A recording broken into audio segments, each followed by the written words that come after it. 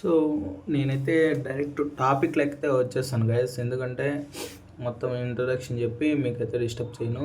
So, non వెజ్‌నైతే ఇప్పుడైతే భయపడ్డాడు అని చెప్పుకోవచ్చు. భయపడ్డాడు అని దానికంటే ముందు వీడు రీచ్ మొత్తం పడిపోతుందని మంచిగా మన అదే ఏదైతే తప్పుగా మాట్లాడాడో దాని గురించైతే మళ్ళీ ఇలా నాదే తప్పు అని ఒప్పుకున్నాడు. కానీ ఒప్పుకున్నా కూడా అనిన మాట వెనక్కి తీసుకోలేం కదా. ఒకడు నిన్నొచ్చి చెప్పుతో కొట్టి సారీ అని చెప్తాడు.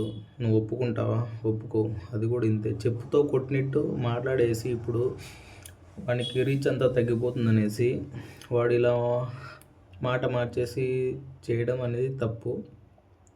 రీసెంట్గా అయితే రావణ్ ఫర్ యూ వీడియో చేశాడు. దాని కింద కామెంట్ కూడా పెట్టాడనమాట. ఏమనంటే, నేను బూతులు మాట్లాడాను, నన్ను వదిలేసేయండి అని. దానికి ఎందుకంటే చాలామంది క్రియేటర్స్ మాత్రము వీని మీద చాలా కక్ష అయితే కట్టారు. కొందరు కక్ష కట్టారు, కొందరు నిజంగానే వీడు మాట్లాడిన మాటలకు రెస్పాండ్ అయ్యి వీడియోస్ అయితే చేశారు.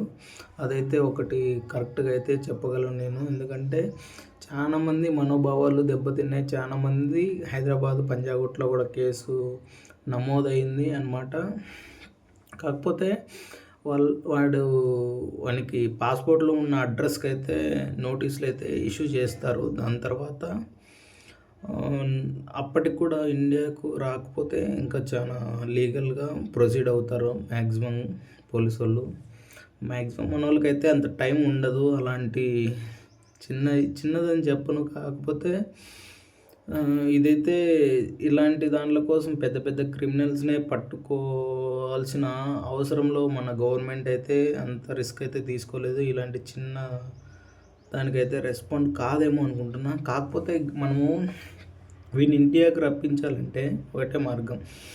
వీనికి ఇప్పుడు దాకా చేసింది కొంచెమే. ఇంకా ఏమేమి చేయాలంటే ఈ వీడియోస్ అయితే చూడొద్దు ఎవరు కూడా. అదొక్కటి ఫస్ట్ అయితే. సెకండ్ అయితే వీని గురించి ఎవరెవరికి చిన్న చిన్న యూట్యూబ్ ఛానల్స్ అండ్ ఇన్స్టాగ్రామ్లో ఎవరెవరికి ఉన్నాయో క్రియేటర్స్ వాళ్ళందరూ వీని వీడియోస్ అండ్ ఏమైనా చేయండి, పోస్టులు కానీ ఏమైనా. అండ్ మీకు వీలైతే మీకు సమస్య లేదంటే కంప్లైంట్ చేయండి. అండ్ వీని అకౌంట్ అయితే బ్లాక్ చేసి అండ్ రిపోర్ట్ అయితే కొట్టండి. వీని వీడియోస్ అయితే అసలు చూడొద్దు. మన వాళ్ళకి మంది తప్పు అవుతుంది. ఎందుకంటే ఏదన్నా చిన్న కాంట్రవర్సీ అయిందనుకో, మనం వెంటనే వెళ్ళి సబ్స్క్రైబ్ చేయకపోయినా సరే ఛానల్ టైప్ చేసి మరి వాళ్ళ వీడియోస్లో ఏముందో కనుక్కొని ఆ వీడియోస్లో టాపిక్ ఏముందో ఇంకొక రిలవెంట్గా ఎవరి గురించి కాంట్రవర్సీ అయిందో వాళ్ళ వీడియోస్కి వెళ్ళి మళ్ళీ కామెంట్ పెడతామన్నమాట. అన్న ఇలా అయింది ఇలా అయింది అని. అది మందే కదా. కాంట్రవర్సీ చేపిస్తున్నాము అంటే మన వల్ల రీచ్ వస్తుంది. మన టాపిక్స్ మనం ఇక్కడ ఏం చేస్తున్నాము, ఏం వింటున్నామో అక్కడికి వెళ్ళి చెప్తున్నాము. అలా పెద్ద ఇది కాంట్రవర్సీ అవుతుంది. ఫస్ట్ ఆఫ్ ఆల్ మంది తప్పు. మనము అలా చేయొద్దు. ఎందుకంటే మంది కూడా తప్పు అవుద్ది కదా. అలా చేయకుండా వీడినైతే ప్రశాంతంగా వదిలేద్దాం. అంటే ప్రశాంతంగా అంటే అలా కాదు. వీడు ఒక బ్రెయిన్ వాషర్ అనమాట. వాడిని వీడియోస్ పెట్టిన ఎమ్మటనే కింద కామెంట్స్ వస్తాయి కదా, అవన్నీ ఫేక్ అండి. అవన్నీ నమ్మొద్దు. ఆ ఫేక్ కామెంట్ చూసి అయ్యో వీడు మంచిగా అయిపోయాడు అని మనకు కూడా మంచి ఒపీనియన్ అనే వైబ్ అయితే వచ్చేస్తుంది మనకి. ఆ మంచి కామెంట్స్ చూస్తూ ఉంటేనే. అవి వీడు పేడ్ కామెంట్స్ అండి. పేడ్ కామెంట్స్ ఏం చేస్తాడంటే వీడు టాపిక్ సెలెక్ట్ చేసుకునేస్తాడు అనమాట. ఇప్పుడు టాపిక్ డైవర్ట్ చేసుకునేదానికి ఇప్పుడు బెట్టింగ్ ఏదేదో చెప్పాడు కదా, బెట్టింగ్ రాయల్ను మనం ఇంతమంది మార్చేసి తరిమి కొట్టాము అని. దానికి పాజిటివ్ కామెంట్స్ పెట్టిచ్చేస్తాడు వీడు. దాన్ని చూసి జనాలు అయ్యో వీడు మళ్ళీ మంచిగా చేస్తాడు కదా అని జనాలు అయితే మోటివేట్ అయిపోతారు. మళ్ళీ మంచిగా నార్మల్గానే అయిపోతాడు. అది బ్రెయిన్ వాష్ అనమాట. దీని తెలియక చాలామంది వాళ్ళ కామెంట్స్ పేడ్ కామెంట్స్ అయి ఉంటాయి కదా, దానికి తోడుగా వాళ్ళు కూడా కామెంట్స్ పెడతారు. అన్న సూపర్ అన్న, నువ్వు గ్రేట్ అన్న అని. అదైతే వాడంత మంచి కోసం అయితే బెట్టింగ్ యాప్ ప్రమోట్ చేయలేదు. నా కొడుకు బెట్టింగ్ యాప్ ప్రమోట్స్ వస్తాయి. ఎందుకు చేయలేదంటే వాడు ఇలా బ్రెయిన్ వాష్ చేసి జనాలను మోసం చేసి వ్యూస్ తెచ్చుకొని డబ్బులు సంపాదించాడు. అలాంటప్పుడు వానికి బెట్టింగ్ యాప్స్తో పని లేదు. అది ఇప్పుడు బెట్టింగ్ యాప్స్ వాని ఆయుధంగా వాడుకొనేసి వాడు వ్యూస్ సంపాదించేస్తాడు. అదంతా అయిపోయింది టాపిక్. ఇప్పుడు అదైతే కాదు. దాని గురించి వీడియో కావాలంటే సపరేట్గా చేస్తాను. మీరు అడగండి నన్ను కామెంట్స్లలో. నా బ్యాక్గ్రౌండ్ బాగలేకపోవచ్చు, నాకు ఆడ మైక్ కూడా లేదు గైస్. సో నేను కంటెంట్ కోసం అయితే చేస్తున్నాను. సో ఎవరైతే డిసప్పాయింట్ కావద్దు. నేను ఇంకా త్వరలో మంచి వీడియోస్ అండ్ మంచి ఎక్విప్మెంట్ అయితే నేను కొంటాను. సో ఇప్పుడు నేను టాపిక్ అయితే చెప్తున్నా వినండి.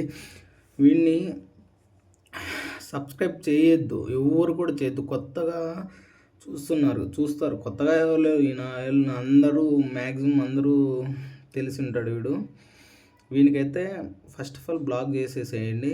వీని వీడియోస్ చూడొద్దు ఎవరు కూడా. అది ఫస్ట్ ఆఫ్ ఆల్ మనం చేయాల్సింది.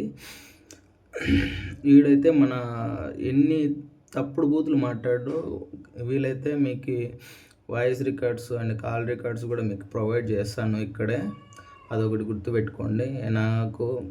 నాకు పర్సనల్గా కొన్ని అయితే తెలుసు, అవి కూడా నాకు వేరే వాళ్ళు షేర్ చేశారు. మ్యాక్సిమం ఏ ప్రాబ్లం లేకపోతే ఇక్కడ షేర్ చేస్తాను. అదొకటి. ఇప్పుడు బయాస్ అన్ని యాదవ్ రవి తెలుగు ట్రావెల్ చేస్తున్నారు. దాంట్లో ఇప్పుడు వాళ్ళని ఆడుకున్నాడు కాబట్టి ఇప్పుడు వీళ్ళు ఆడుకుంటున్నారు అంటే అది 50-50 ఛాన్సెస్.